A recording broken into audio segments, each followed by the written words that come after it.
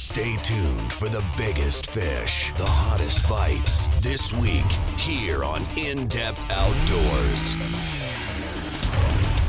With James Holst. Look at that. Wow, is that an incredible fish? And the rest of the IDO fishing team. We're headed to the best fisheries across the upper Midwest and Canada. We'll fish longer, explore unfished bodies of water, and go further off the beaten path in search of the hottest bites in fresh water. Look at that. With Cal Schwiel. What a specimen.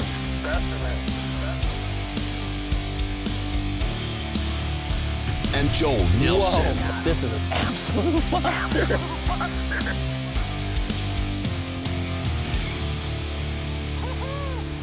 This is In-Depth Outdoors.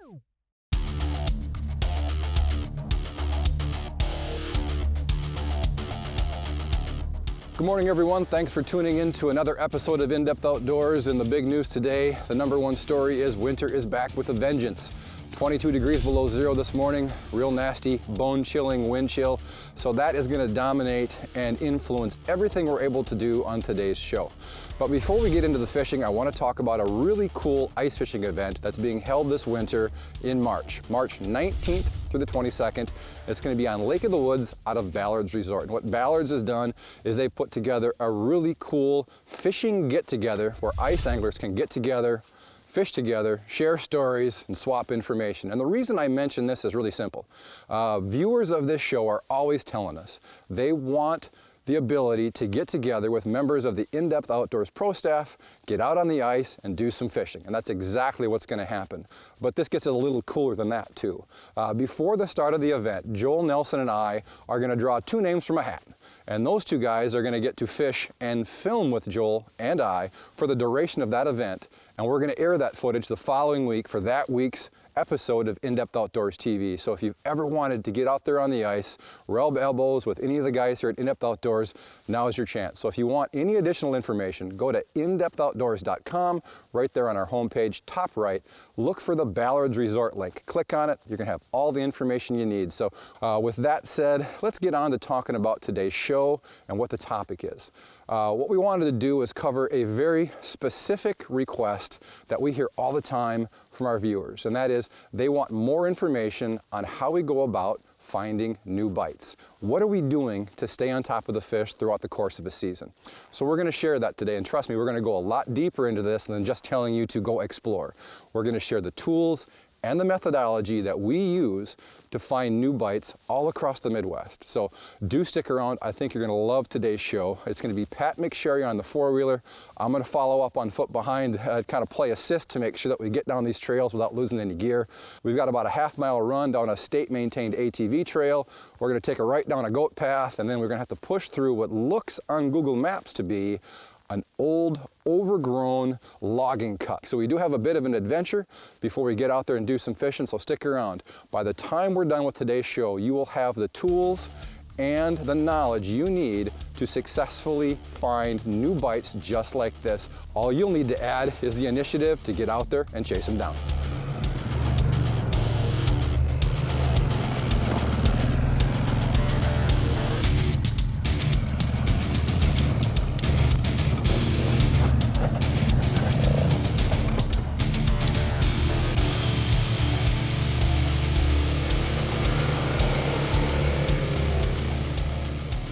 You know, one of the things that I think deters a lot of anglers from trying things like this is the destination lake very often won't have anything more than just a very rudimentary DNR map. You're not going to have 1 foot contours on any lake like this.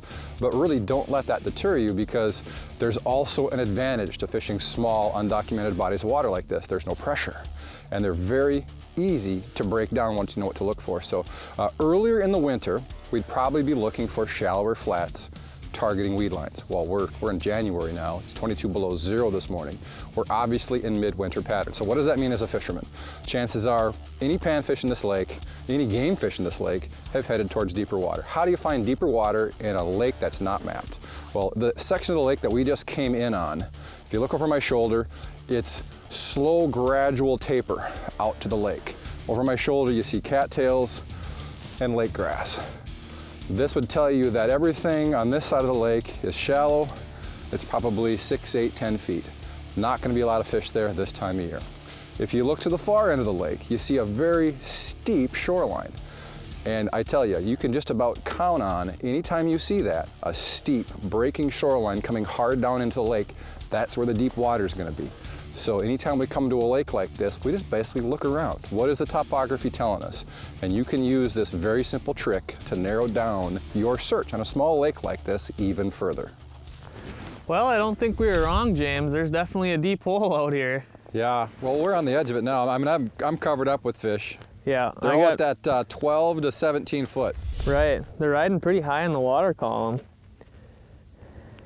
I'm marking. I got 3 of them on the graph right now. They think we should pull the house over here and just camp. I mean, it's cold. I wouldn't mind getting over the top of these guys in the house. It's definitely not the most pleasant out here. Got him. Nice. Ha. I think this is a pretty solid fish. Up the hole he comes. Oh yeah, nice pie. And just scarfed that rip and wrap. Such a fun little cool bait. You got one too? No, I don't, but I was just looking at that one. Let's move the house over here and just camp on him. I'm in. I'm okay with giving into the elements once in a while. That's a nice crappie. Let him go, pretty in the sun. All right. Oh, sorry about that. Down you go. That's the big house. You want to help me pull it over? Let's do it. Let's get set up. It's You cold. still seeing fish stacked up on your hole? There's still 2 of them down there. Let's just split the difference Yeah. between my hole and yours.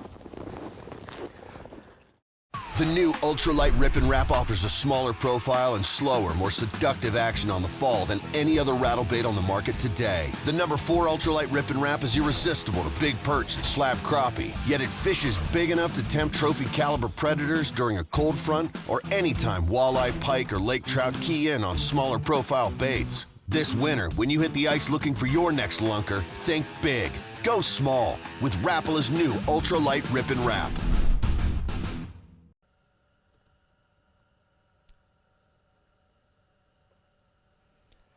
They're piling in, man. There he is. Man, did he Nice. pummel that. I could see it on my graph. I was like, holy smokes. I think you should catch the one that's on your graph. Well, I think that's some ice built up on my line. Then it dropped down a little further. This is a pretty solid crappie. Oh yeah. I'm telling you, the rip and wrap is the way to go with these things. Holy. Pop my bail. But yeah, that is a nice fish there. Heck yeah. Take those all day long. That one, like you said, I don't know what I did to get him angry, but boy, when he decided to pull the trigger, he was mad. Very nice fish. What I love about this, and we're fishing in really deep water, but we're not targeting fish in deep water. We're in 45 feet, but most of these active fish are 15 feet down. So if you choose to eat crappie, that's great, but we can also release them at these depths. Very often on these basin bites, these crappies will be so deep that it's very difficult to release them and do so ethically, responsibly. But in this case, when they're running at 15 foot, it's not a problem at all. Later. Nice fish, man. Thank you. My line got caught on the ice, and when I tried to free the bail so I could pull that crappie towards me, I think I broke my line. Maybe. Nope, I'm good. I got lucky. There's another one still sitting down there. Catch him. He's not on my graph. Gosh, I'd hate to give up the chance at getting a few bluegills today, but I might have to switch over to that rip and wrap. The way these crappies are hitting them, I'll make that trade. Plus, I've got a lot of bluegills the last couple weeks. It's weird. It's like they just come unglued on it. It's like they sit there and all of a sudden it's just something motivates it and they come flying. Must be the rattle or something. Well, this is not a stereotypical crappie bait, No. midwinter crappie bait. I mean, typically people will take things to the extreme on the finesse end, yet you're fishing small plastics, and this is what the big fish are coming on. Boom. 12 foot down. Nice. Yeah, a little bit more pull. See if I can. Oh yeah. That's a nice fish. Nice one. He's got a mouthful of rip and wrap. I'm just gonna belly lift him. Come here, buddy. Yeah. You know, we're out over really deep water, and typically when people think of fishing basin crappies, you know, they're down there in 30, 35 feet of water chasing crappies that probably aren't going to release very well. Here today, these fish are coming in really shallow. That fish was 12 foot down. So now we got two real distinct size populations of fish on our fish finders. We've got smaller fish down deeper, 30 feet. Really, don't waste your time with those fish. We've caught a couple. They're very small. They don't release well. This fish, 12 foot of water, much larger, much more aggressive. And this fish is going to release in your hole just fine. All right, there it goes. Down the hole. This Rip and Wrap is definitely catching more fish. Bigger fish. It is. You're hung up on bluegill. See, I've got the advantage of, while you've been in the editing studio editing my stuff, I've been out catching lots of bluegills the last 2 weeks, so I can understand why you want to catch them and I don't really care as much. Yeah. Oh, there we go. Well done. Nice. Feels like a little better one. I got one eyeballing over here too. Oh, yeah. Not a bad one. Big enough thumb. Oh, yeah. Heck yeah, that's a nice fish. That one's on the tungsten tubby with that spike worm. You deserved a good one on that. You've hung with it. Pop him out of there. There we go. Not a bad one. I think we'll let that one go, huh? You know, and I'm stuck with that plastic because I know there's a lake that's connected that's loaded with gills. So I kind of want to get in on some of those if they're in here, but Understood. haven't gotten into them yet, but crappie still like them too. I'm pretty sure I'm not going to catch a bluegill on a number 4 Rip and Wrap. So I get your point. New for 2015, the release of the WX1910 from Skeeter Boats redefines the features and performance anglers can expect from a 19-foot boat, including the torque transfer system, making the hull on the WX1910 the strongest ever built, the React keel, enabling unparalleled boat control in tough conditions, and integrated jump seats for the ultimate in seating flexibility. Visit your local Skeeter Boats dealer and see for yourself why no other 19-foot boat offers more advanced features, storage, and performance than the WX1910.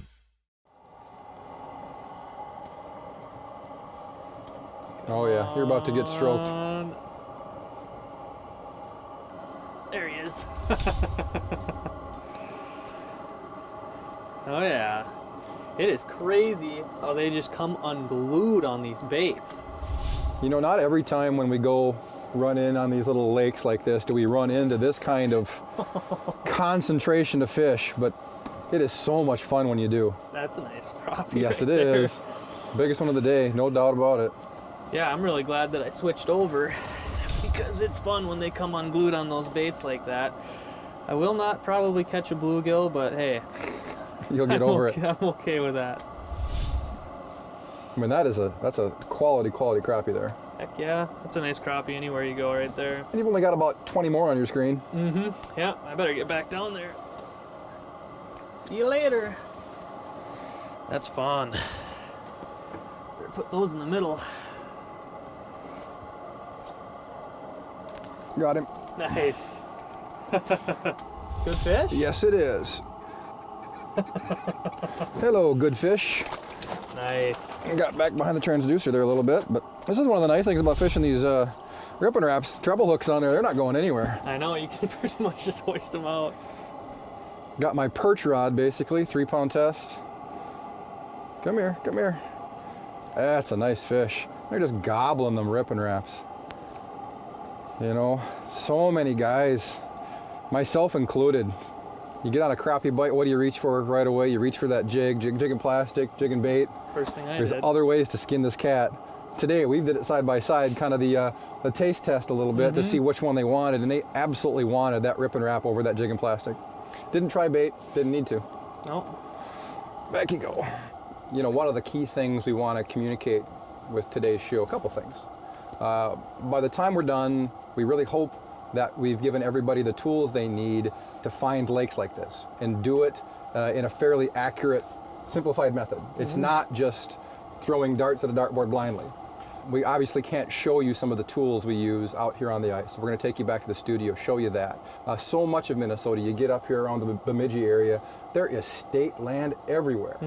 So it's actually pretty rare to run across a lake that you can't access legally. However, you can do it wrong. And he's going to show us the tools he uses to make sure that when we come out on these lakes, we're respecting private property, we're doing it through public land, and we're getting on and off without any issues. Okay, so basically when I'm looking for a new body of water to fish, the first thing that I'm doing is I'm using Minnesota DNR's Lake Finder, either web app or their new mobile app. And what I'm doing is I'm looking for large bodies of water that are holding good populations of panfish, or whatever species you're going after. And I'm looking for ones that have good quality fish. You know, I can look at all the data and see if it's something that I'm really interested in. But the next thing that I do is I use Google Earth then. And what that allows me to do is find all of these smaller lakes that are connected to the larger ones. And on the northern half of Minnesota, a lot of these big lakes are connected by some little slough or creek or something. There'll be one little lake that's connected way off in the sticks. And a lot of times those are the ones that I like to target, these small little lakes that are connected. And a lot of times with Google Earth, if there's any kind of water clarity in that lake, you can see if there's a break line, you can see if there's a deep hole, and it really works pretty well. Even if there's no lake map for this lake, a lot of times I can tell if that lake's going to be deep enough. So the last step to finding these lakes is figuring out if you can access them or not. And I use either a plat book, or if the county has a GIS mapping website, then I use that. I can see if there's public land on the lake, and I can see if I can get to that public land via a roadway. A lot of times there'll be little forest roads and stuff like that that you have to go down, and then there might be an old logging road or something that leads back towards the lake. And that's basically all we're doing to try and figure out these lakes. And the benefit of this is a lot of these small lakes, you can cover them pretty quick. I mean, you can go and hit 3 of them in a day. You can drill them out, see if they're deep enough for one, and see if there's any fish in them, move on to the next one. And that's all we're doing, is move from lake to lake to lake, trying to figure out where the next best crappie bite is. Craftsmanship and precision are just words until you add driving passion and a knowledge of what defines rod building excellence. Tuned Up custom rods are built with a perfect blend of rod balance and action. A truly custom experience achieved only with the highest quality materials, from the handle to the last guide and every thread wrap in between. It's these components, along with an attention to detail, that makes our custom ice rods a Tuned Up custom.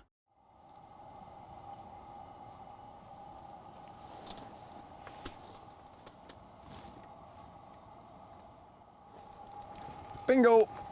Got another. He sat there and eyeballed it, and eyeballed it.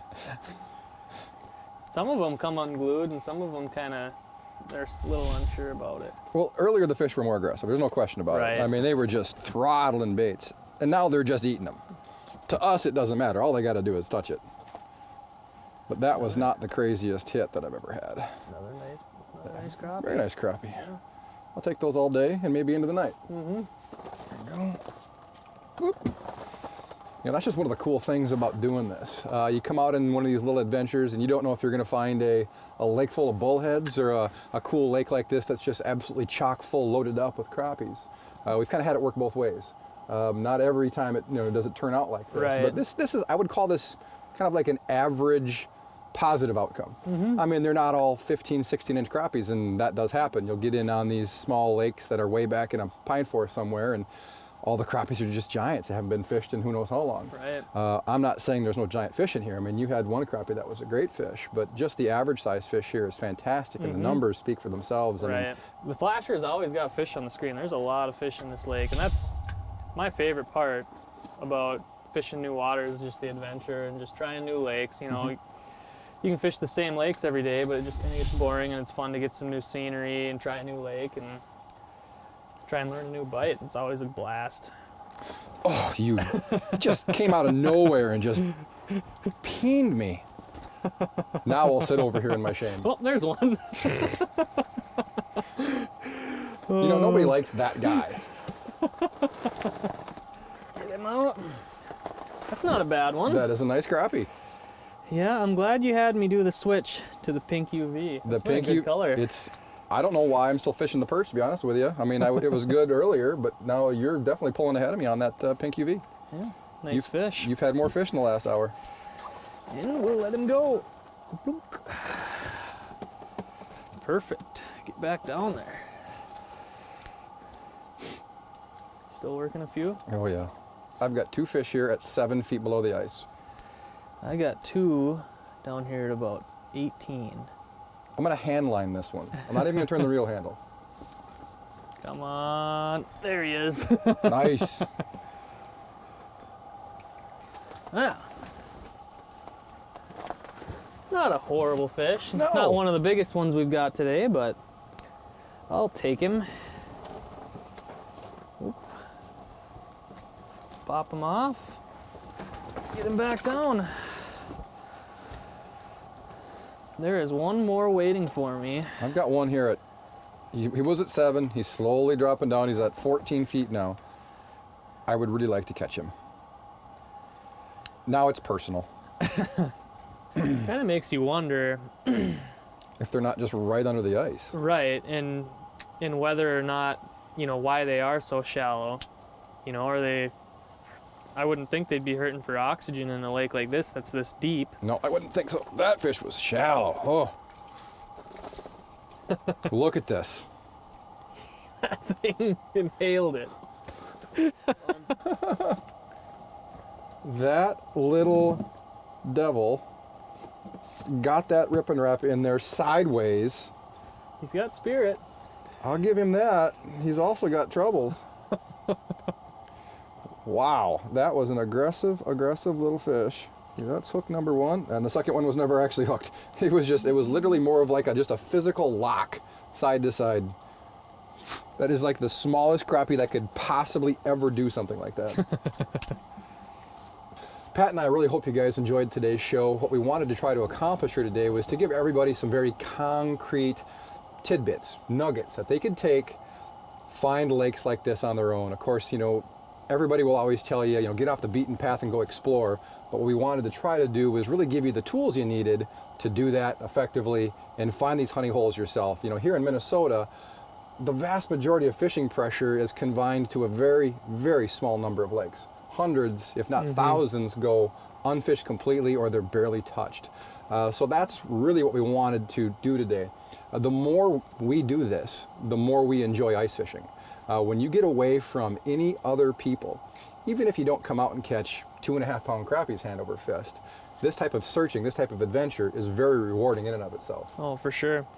Yeah, it's easily one of my favorite things to do ice fishing every winter is right around Christmas time. It's time to try out the old lakes that I've had luck on in the past and always try out a handful of new ones and try and just kind of keep building a inventory of lakes that you can go back to and catch some crappies and bluegills. Well, we're definitely into what amounts to real winter now, 22 below zero, and that actually kind of played into why we did this show this week. We had very few options. I mean, there was going to be absolutely no outside fishing for any quantity. I mean, the amount of time that a guy can spend outside at 22 below zero with a 25-mile-an-hour wind is pretty short. So we needed to do something that we would be able to kind of stay inside the house, camp on some fish, and I think we got that done today. For sure. A lot of fun. Where we're going next, I have no idea. I hope the temperatures warm up because I've got some interest in being back outside. But from Pat McSherry and I, thanks for watching. We'll see you next week. You either catch that fish or we got to go. I'm kind of sick of trying. For more info on the latest fish reports, gear recommendations, and hottest techniques, connect with us online at indepthoutdoors.com or follow us on Facebook at In Depth Outdoors. And if you enjoyed today's show, be sure to let our sponsors know.